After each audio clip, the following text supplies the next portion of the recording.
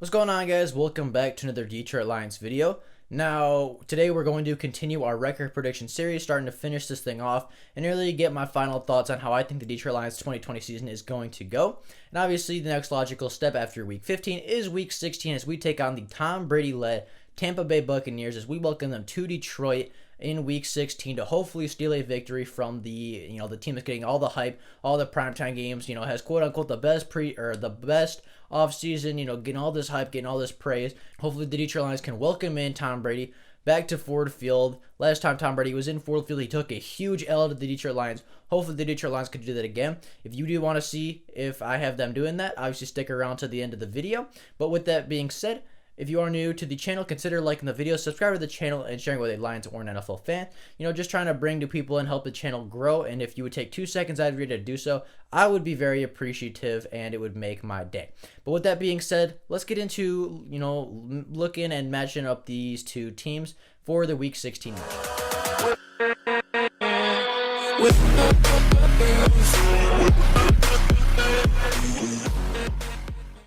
We did play the Tampa Bay Buccaneers last year, and unfortunately we did lose by a couple scores. However, just like every other Detroit Lions game in the 2019 season, we were competitive. We were playing the game, we were grinding out, we were scratching, we were clawing, and we were in the game until the very end. And it was within one score. The Detroit Lions needed a drive. They needed an offensive drive to go down and score a touchdown and take the lead. And the Detroit Lions were doing that. They were starting to come back. Hope was looking really good in Detroit. And then David Blau throws a pick six to pretty much end the game. And, the game was over, everything like that. The Lions continued their losing streak without Matthew Stafford, and it sucked. Looking at the stats from last year, as we know from the Detroit Lions, just to go over really quickly, the Detroit Lions had 5,549 total yards. 3,900 of those were in the air. The Lions threw for 28 touchdowns, 15 interceptions on 344 pass attempts.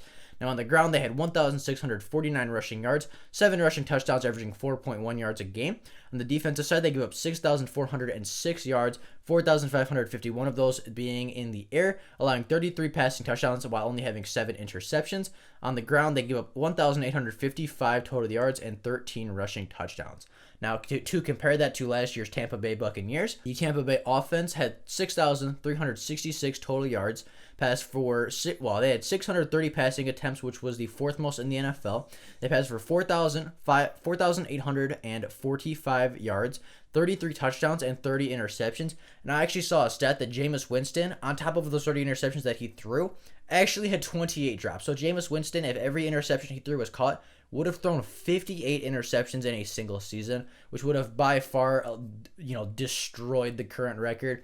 I just thought that was a fun and interesting fact that you guys might want to hear about. Obviously, Jameis Winston isn't even on the team anymore. I just thought that was a funny stat that I could throw in there. Now, looking at the defense, they gave up 5,503 yards, 4,322 of those being in the air, giving up 25 passing touchdowns. The defense got 12 interceptions, but they were thrown on the most in the NFL with 664 pass attempts against them. Now, as far as rushing defense, they gave up 1,181 rushing yards, 11 rushing touchdowns while only being rushed on 362 times. So, obviously, the least amount of rushing yards giving up in a season by a defense. However, if you're not being run on a whole lot, it's tough to give up too many yards, in my opinion. So, take that rushing stat with a grain of salt. Now, looking at key additions and key losses, obviously for the Detroit Lions, they lost Darius Slay, Rashawn Melvin, and Devon Kennard, while the Tampa Bay Buccaneers lost Jameis Winston, their starting quarterback from last year, DeMar Dotson, a starting tackle, and Peyton Barber, a solid running back for them, a solid rotational guy with Ronald Jones. None of these guys are huge contributors. Obviously, Jameis Winston threw 30 interceptions, and Bruce Arians said, nah, we can't have that. Get this guy out of here. Send him somewhere else. We're bringing in Tom Brady. We're about to go win a Super Bowl. And obviously, DeMar Dotson, very solid left tackle, but is kind of on the older side. I believe he is 34 years old, and the Tampa Bay Buccaneers decided it was time to move on. And then Peyton Barber, while being a solid running back for them, they could get somebody else in the draft, or they could sign another free agent. They obviously still have the first-round pick in Ronald Jones. Hopefully, he can progress and make a big jump, or at least that's what they're hoping. They're hoping that Ronald Jones can progress, make a huge jump with Tom Brady, and be that running back one that they drafted him to be in the first round a few years ago. Now, looking at key additions, obviously the Detroit Lions drafted Jeffrey Okudah. They signed Desmond Trufant. They signed Darryl Roberts, and they traded for Deron Harmon to really give the secondary a a huge rebuild, a huge makeover, and really change the whole way the secondary is constructed. But the the Tampa Bay Buccaneers had a huge offseason, and I actually think, they're getting a lot of praise. This could be very, very risky, right? So I'll explain it after I tell you who they got. Now, obviously, they signed Tom Brady in free agency. They convinced Rob Gronkowski to come out of retirement, and they traded for him from the New England Patriots. And then they re-signed Ndamukong Suh. Those were their big moves. They really didn't do anything huge outside of that. But you look at that, right, and you said that's a huge offseason. You get the GOAT. You get, when he retired, Rob Gronkowski was considered one of the best tight ends of, all time. And he was still playing at a fairly high level. And Ndamukong Suh is still a very solid pass rusher.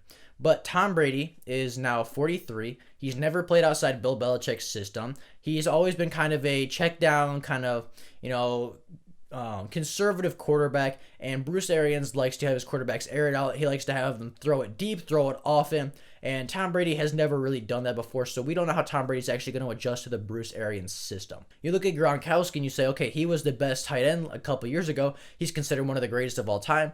He also hasn't played in 3 years. He has not played a snap of football since Super Bowl 53. And, taking a year or two off can really be detrimental to a player, because now you're out of rhythm. You haven't, done NFL work in a long time. You haven't caught passes from NFL quarterbacks. You haven't taken hits from linebackers and safeties in over a year and a half, 2 years, and his old age, and he's probably not at quite, he's not going to be the same Gronkowski as we saw play in Super Bowl 53. Now, you look at Ndamukong Suh, he was there last year, didn't have a huge year, but still, a very solid pass rusher, still, he's getting kind of older. So I feel like the Tampa Bay Buccaneers put all their eggs into one basket, and that basket being the 2020 season. I feel like if they don't win this year, or, at the most next year, they're really going to tank, because Tom Brady's probably going to retire after a couple years. There's no way Gronkowski stays in the NFL more than 2 years. Ndamukong Suh's going to retire in a couple years. Just the leaders on this offense are aging and getting older, and if they don't win right now, they're not going to win a Super Bowl. Now, looking at the key matchups, obviously, it has to be the Tampa Bay wide receiving core versus the Detroit Lions secondary. I mean, this is going to be a heavyweight clash, or it should be on paper. You got Mike Evans, Chris Godwin, O.J. Howard, Cameron Brate, all of these guys, Rob Gronkowski against Jeffrey Okudah, Desmond Trufant, Justin Coleman, Deron Harmon, Tracy Walker. I mean, this should be a heavyweight clash between a fantastic secondary and a fantastic receiving core. And, I think whoever wins that matchup is going to have a huge advantage, or at least have a great chance of winning the game. But you could flip that on the other side and say, okay, can the Tampa Bay Buccaneers defensive backs, they have a very young but talented secondary, can they keep up with Kenny Galladay, Marvin Jones, Danny Amendola, Marvin Hall, TJ Hawkinson, Jesse James, Geronimo Allison, Quintez Cephas? Can they keep up with all of these guys? And I think that this game, either if we can't stop them, I don't see, I think that we are going to outplay the Tampa Bay secondary. But, I mean, looking at all the talent on that Tampa Bay offense, I wouldn't be surprised if this game turns into a shootout, if both teams go over 40 points, if both teams, both quarterbacks get insane fantasy yards. This is going to be a fun game to watch. And this game might actually be changed to prime time. I think there's a rumor that this game is, in consideration to be put on prime time, not only because it's a Buccaneers game, but the Lions don't officially have one yet, other than the Thanksgiving game that they get every single year. So this game could be a primetime game, and if it is, I don't think the NFL is going to regret making it one, because I could definitely see this game turning into a shootout. I think Tom Brady and Matthew Stafford are still very good quarterbacks. Matthew Stafford, obviously the gunslinger, coming off one of his best years ever. And now Tom Brady has arguably the most talented receiving core around him that he's ever had in his career. With that being said, I have the Detroit Lions losing this game also. They're on a 2-game losing streak, kind of struggling to the end at this point, but still 9-6 isn't a horrible record right now, and they go into the Minnesota Vikings next week, and I think I already kind of spoiled what I think is going to happen. So next week is going to be the Minnesota Vikings and the recap, because I didn't have a ton to say on the Minnesota Vikings. But with that being said, I have the Tampa Bay Buccaneers taking this game. The Detroit Lions are currently 9-6 on a 2-game losing streak, but losing to two very talented, very quality teams in the AFC runner-ups last year and the Tom Brady-led Tampa Bay Buccaneers, who are the hypest team in the NFL, are now getting all of the spotlight, getting all the press, all that, and they should be a good team on paper. So I'm not too upset that they lose these games. I don't think they get blown out. I think it's a very close game, and the odds that the Detroit Lions actually take this game or take one of the two games is, it's definitely possible. I definitely think the Detroit Lions could take one of the two games. Just looking at it on paper, I don't quite see them pulling either one out, but as I said, it could very well happen. Now, that is all I have for you guys today. If there is more Lions news before tomorrow, I will obviously make a video letting every single person know.